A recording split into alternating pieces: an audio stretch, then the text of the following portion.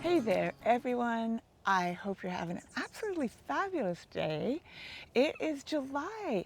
I'm Fionuala. I live and garden in Zone 9B in the countryside of beautiful Petaluma, Northern California. And today I'm going to talk about what you need to do in your garden in July. And not just that, what do you get to enjoy in your garden in July? So let's get started. Let's start with what is blooming in the garden in July. I just have to show you this amazing rose. This is young Lycidius. It's one of the David Austins, and it's just about to head into its second set of blooms for the year. Fabulous in May, absolutely fabulous. I pruned it back pretty hard. This is the first bloom of the second flush of blooms, and oh my God, young Lycidius is so intense. The color is amazing. The fragrance is to die for. So yeah, we had to start there. The other favorite July bloomer in my garden is this gorgeous Lavender Barnsley. It's one of the mallow family, and they are really, really long-lived, it turns out. This guy's been in the ground for probably 15, 20 years, and every year totally surprises me with these absolutely wonderful blooms. It's a great pollinator favorite too, and it's just so easy to grow. Great July bloomer. Right up here is Sally Holmes, another favorite rose of mine. Just spectacular. And the combination is really pretty cool, don't you think? Another absolutely wonderful bloomer in my garden in July is Bird of Paradise. This plant is in the shade. It is very happy here. And there is two blooms on it right now. Crazy, crazy gorgeous blooms. And a third one coming up here. And I can see a fourth one coming up there. It gets regular enough water, doesn't seem to mind this clay spot or the root competition of this tree here. And the blooms are delightful. All right, this brings me to this incredible plant. Talk about easy to grow and drought tolerant. This July bloomer is Mexican marigold, or Tagetes lemoni. And it is incredibly fragrant. A lot of people don't like the fragrance. I happen to love it. It brings back great summery memories for me and visiting to Mexico and whatnot. But something else that doesn't like this plant is gophers. And I'm going to talk a little bit more about gophers later on. But look how spectacular it is. It's a full sun plant. The sun's about to hit it in about 10 minutes. Minimal water, super easy care, and a spectacular bloomer. This brings me to this amazing July bloomer. This is a new salvia to me. It's a proven winner's plant, and it's called Salvia Playing the Blues. And right now it's in shade, but it is a full sun plant. Really pretty incredible. I mean, look at the rich, deep blue color. I love the contrasting foliage. It plays well with cosmos and marigolds and zinnias, who are about to get going and look fabulous with it. But yeah, look at how sturdy, how blooming, how many more buds are coming up. I really love this plant. Great July bloomer. Wandering around the garden and looking at everything that's blooming has inspired me to pick a summery July bouquet. So follow along as I pick something really cool out to bring indoors. I am starting with some yarrow because what amazing summer colors. I love the airiness of the fennel.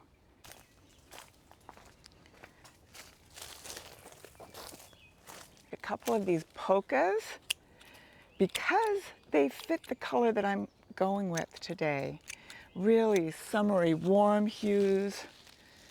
Polka rose is amazing. It is a climbing rose, but produces totally cut-worthy roses. Here we go with one of my favorite alströmerias because there's so many colors going on in here. Warm, rich colors that go great with the bouquet that I'm picking today. And for a little bit of blue, I cannot resist this salvia. And what's happening here is I'm pruning off these bloom spikes here, and that's going to encourage even more blooms to come. Plus, I bring them indoors and they look amazing.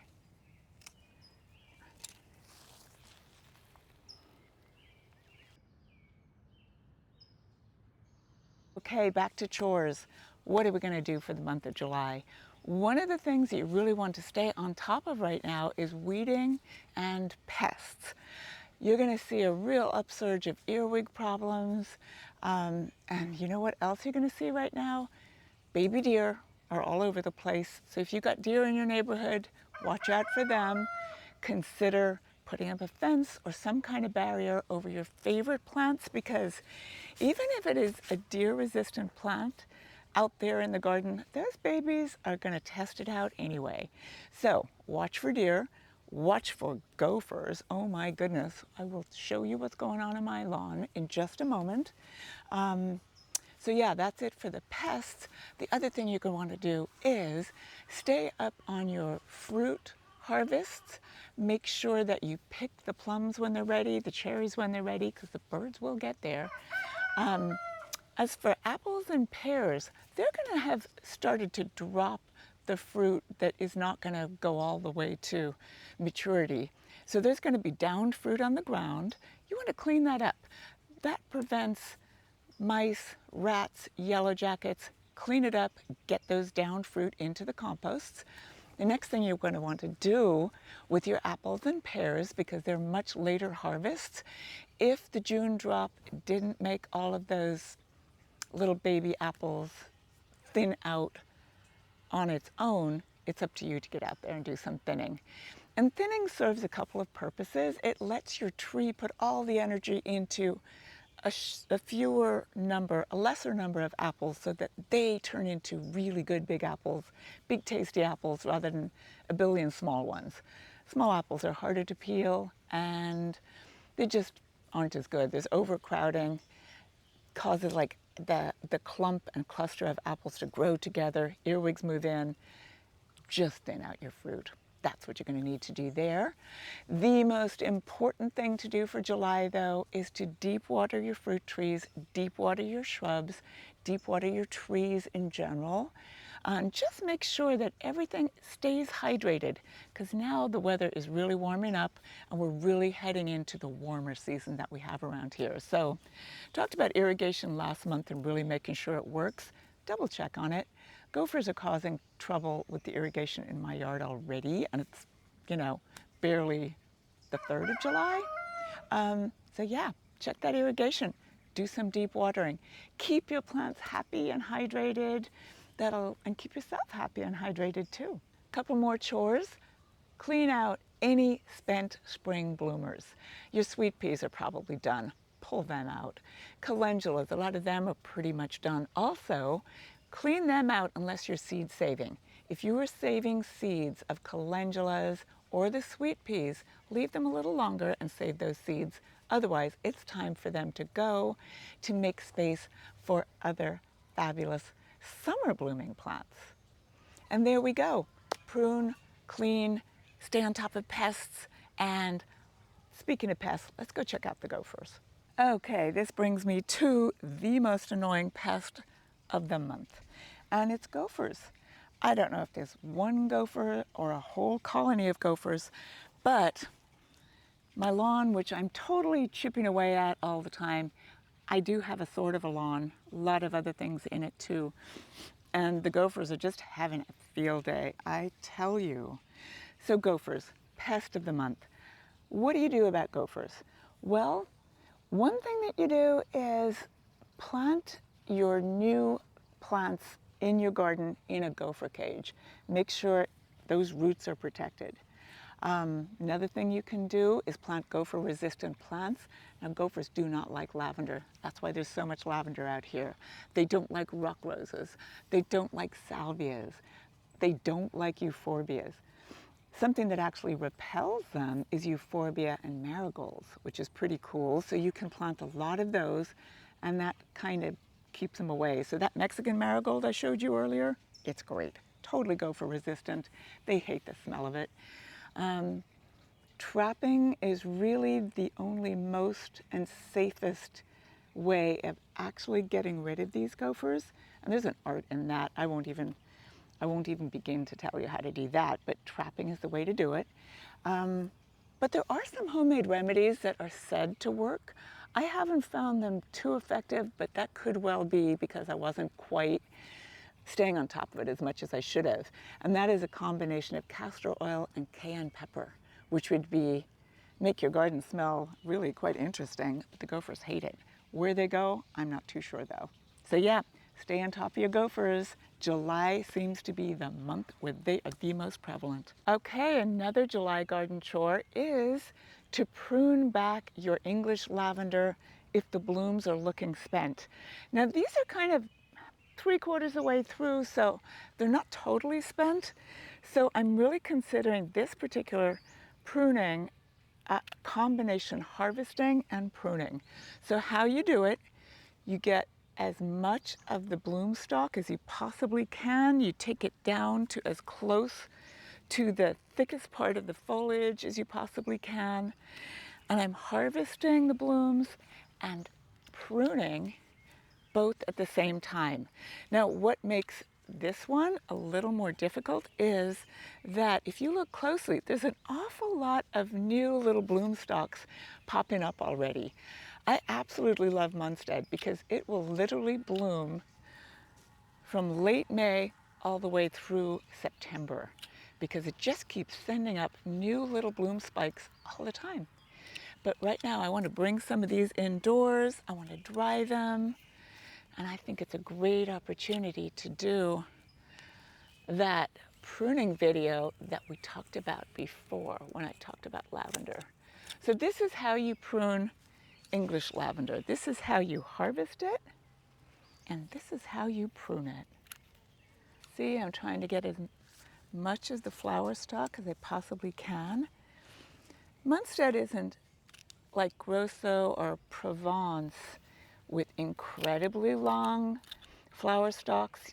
Grosso and Provence are absolutely perfect for making lavender wands and whatnot, but Munstead has such a gorgeous color, is amazingly fragrant, and just such a good performer in my garden that it is my absolute favorite. Do a spot of weeding when I'm here. And it is totally fine to cut into the foliage a little bit. What I was trying to do is to get ahead of all the new little flower stalks that are beginning to come up. I probably left it at about a week late, but I know it's going to push through and give me tons more flowers. I'm pruning early in the morning for a couple of reasons. One, the sun hasn't hit this lavender yet, so it's not covered up in bees. And two, for the oils and the fragrance, the morning is really a good time. And I do want this lavender indoors, making my house smell good. So this is the summer pruning of the lavender, and like I've showed you, I've left the fresh new stalks coming up. It's nowhere as tight as the winter pruning that you're going to give your lavender in, say, January or February. Here in Zone 9B, it's usually like around the end of January, you prune it back super tight again. But because this is Munstead and because there's a lot of new little bloom stalks coming up, it's kind of a loose pruning this time of year. You get your flowers, you promote new growth and new buds and new blooms. So there you go, summer pruning of lavender. Okay, this is my Gala apple. Now, as you can see, it did not do the June drop anywhere as good as the Gravenstein did, and there are clusters way too big. There's no way all of these fruit are going to come to fruition, so it's time to thin them because it is no longer June. In fact, it's July. So I'm going to thin each cluster to 2 or 3 apples. And that way, I'm going to get 2 or 3 really good apples maturing and being incredibly delicious, rather than a whole clump of very small apples. Taking out the sweet peas. These are definitely spent spring bloomers. Be extra diligent with your container watering. These hot July days can dry them out pretty quickly.